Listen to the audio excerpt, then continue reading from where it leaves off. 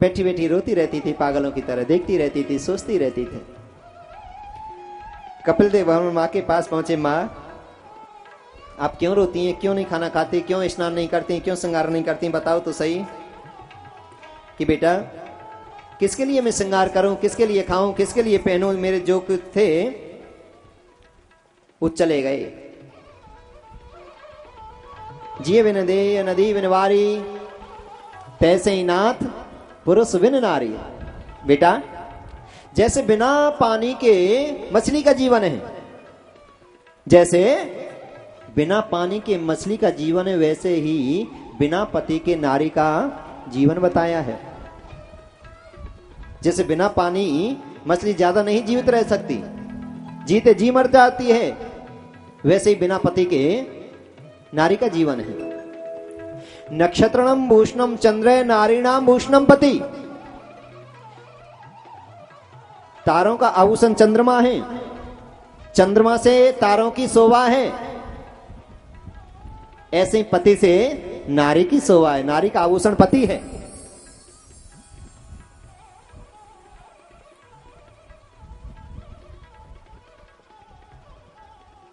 तो किसके लिए मैं करूं? कपिल देव भगवान ने कहा, मां, जो सबके पति हैं, सबके पिता हैं, सबके संबंधी हैं, उनसे प्रीत करो। ये तो संसारिक पति हैं, आज नहीं तो कल, कल नहीं तो परसों, परसों नहीं तो तरसों, इनसे तो अलग होना ही पड़ेगा, अकेले आए अकेले जाना पड़ेगा। परंतु जो यहां भी आनंद कर दें, भाव से भी पार कर दें और आनंद ही आनंद कर दें, जो आनंद की दूसरा नाम है, दूसरा रूप है, जो सच्चिदानंद है, जो आनंद की मूर्ति है, कृपा के सागर हैं, दया के भंडार हैं, उस पति से प्रीत करो। और सच्चा पति मेरे नारायण है, मेरे गोविंद है, मेरे हरि हैं। हर आत्मा के पति परमात्मा है।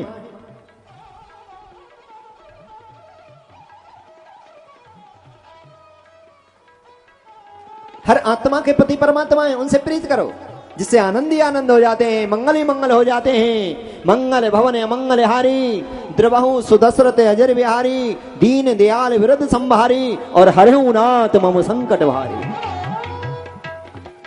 जो समस्त मंगलों को, कष्टों को, दुखों को दूर कर देते हैं, ऐसे पति से प्रीत करो। मां, बेटा, किसके बारे में कह रहे हैं कि मां सबसे बड़ा पति है परमपिता परमात्मा, कि बेटा उनसे प्रीत कैसे होती है? मां, उससे प्रीत करने का सरल सहज तरीका है सत्संग। जहां पर आप बैठे हैं, ये भगवान से प्रीत करने का, दोस्ती करने का, मित्रता करने का, अपना बनाने का सबसे सरल सहज तरीका है। बिन सत्संग विवेक ना होई, राम कृपा बिन सुलभ न सोई, सट सुधरे सत्संगत पाई, पारस परस कुघात सोहाई। सट भी, मूर्ख भी, पापी भी, पाखंडी भी, बुरे से बुरे भी, अगर मेरे गोविंद के सत्संग में आकर बैठ जाएं, उनके ऊपर भी मेरे गोविंद का रंग चढ़ जाता है। बोलो राधे राधे, राधे राधे, राधे राधे, राधे राधे। यहां बैठने मात्र से कल्याण हो जाता है। शास्त्रों में कहा है, श्रणम कीर्तन विष्णु स्मरणम पाद सेवनम अर्चनम वंद्यम दास्य साक्ष्य आत्मनिवेदनम। भगवान की सबसे बड़ी भक्ति है यहां पर बैठना। आप 10 वर्ष घर में पूजा पाठ कर लो और एक दिन यहां पर आकर बैठ जाओ, जीवन बदल जाता है। सत्संग की बड़ी महिमा है।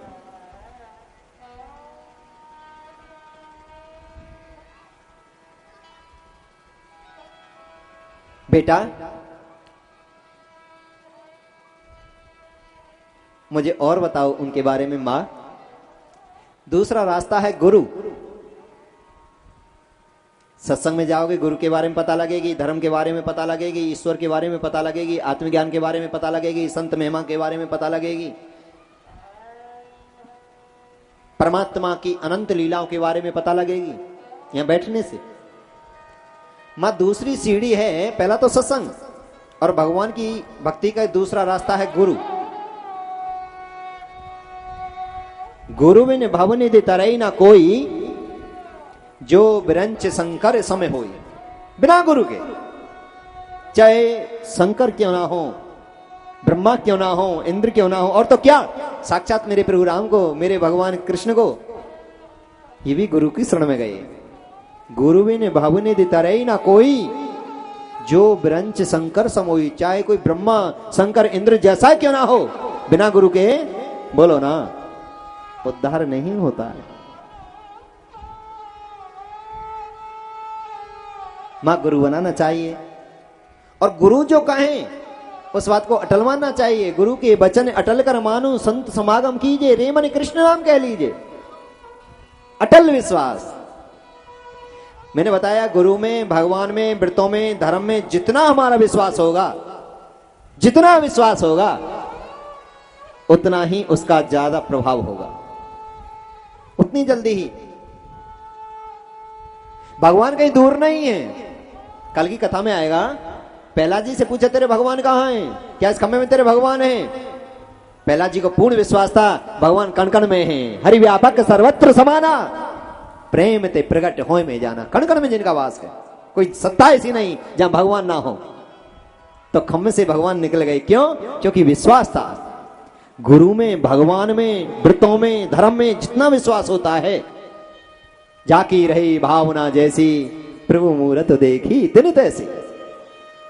विश्वासम फलदायकम, शास्त्र कहते हैं। विश्वास ही कृपा का दूसरा रास्ता है।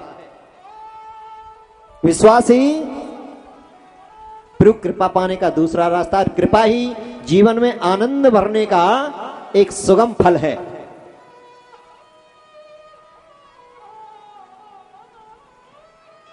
गुरु बनाकर उनकी आज्ञा का पालन करना चाहिए। माँ कहने लगी बेटा मुझे तेरी बात अच्छी लग रही है, तुम ही मेरे गुरु बन जाओ ना। कि माँ मैं तेरे बेटा हूं, मेरी बातों पर तुम विश्वास नहीं करोगी, इसलिए बाबा कैलाश गिरी कोई गुरु बना लो। राधे राधे राधे राधे। हाँ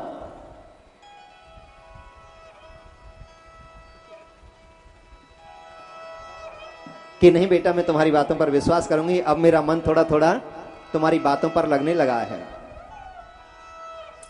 मां ने बेटा को ही गुरु बना लिया, कपिल देव भगवान को। कहा बेटा मैं कुछ जानती नहीं हूं, अनपढ़ हूं, अशिक्षित हूं, मुझे इसके बारे में कुछ ज्ञान नहीं है, मुझे बता देना क्या करना है, कैसे पूजा होती है, कैसे पाठ होता है, मुझे सब कुछ बताना। कपिल देव भगवान सुबह से शाम तक पूजा की विधि बता रहे हैं, और आपके और हमारे सबके योग्य है, ग्रहण करने योग्य है। कि मां सबसे पहले जागते ही हमें क्या करना चाहिए, बोलो ना। शीशा देखना चाहिए, टीवी क्या करना चाहिए, हाथ देखने चाहिए। सबसे पहले जगते ही सबसे पहला काम होता है, जगते ही अपने हाथों के दर्शन करें। कराग्रे वस्ते लक्ष्मी, कर मध्य सरस्वती, कर मूले चे गोविंदम, प्रभाते कर दर्शनम। माँ लक्ष्मी का वास, माँ गंगा का वास, भगवान का वास हाथों में होता है। सबसे पहले अपने हाथों के दर्शन करने चाहिए। पृथ्वी माता को स्पर्श करना चाहिए। पृथ्वी पर पैर रखने से पहले पृथ्वी माता को स्पर्श करना चाहिए, क्योंकि जो भी खाने की वस्तु हमें मिलती हैं माँ पृथ्वी से मिलती हैं। हमें मलमूत्र त्यागन करते हैं, पृथ्वी माता पर पाप करते हैं, पाखंड करते हैं, उपद्रव करते हैं, फिर भी माँ पृथ्वी हमें खाने को देती है। इसलिए माँ का शुक्रिया करना चाहिए। माँ जाने में अनजाने में जो भी हमसे पाप हो उनको क्षमा करना, और अपना बेटा समझकर, अपनी संतान समझकर हमारी गलतियों को क्षमा करना। स्नान करने चाहिए, और स्नान करते समय गंगा यमुना सरस्वती नदियों का नाम उच्चारण करना चाहिए, भगवान नाम उच्चारण करना चाहिए। ऐसा करने से गंगा स्नान के पुण्य का फल मिलता है। जो फल गंगा स्नान का मिलता है वही पुण्य स्नान करते समय जो गंगा यमुना सरस्वती भगवान के नामों का, हनुमान चालीसा का जो नहाते समय पाठ करते हैं उनको बड़े पुण्य की प्राप्ति होती है, पाप धुल जाते हैं। नाम संकीर्तन में ऐसे सर्व पाप प्रणाशनम प्रणामो दुख समनस्तम नमामि हरि परम, और परमात्मा कृपा करने लगते हैं।